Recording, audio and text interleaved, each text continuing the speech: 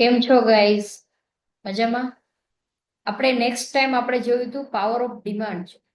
આજે આપણે જોશું પાવર ઓફ સપ્લાય ઝોન.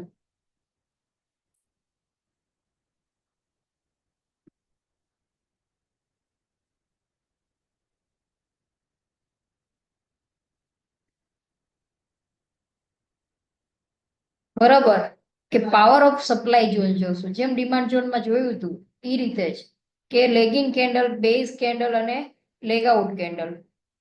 અને અહીંયા જોશું તો leg in candle, base candle, leg out candle, leg in candle, base candle અને લેગ આઉટ કેન્ડલ.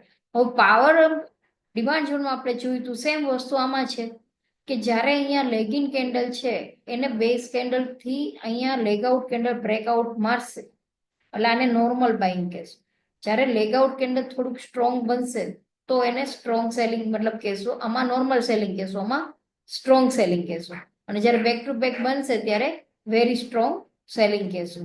જેમ પાવર ઓફ સપ્લાય ઝોન હતું એમ પાવર ઓફ ડિમાન્ડ ઝોન હતું એમ પાવર ઓફ સપ્લાય ઝોનમાં બેક ટુ બેક કેન્ડલ બનશે એને વેરી સ્ટ્રોંગ સેલિંગ તરીકે આપણે consider કરશું.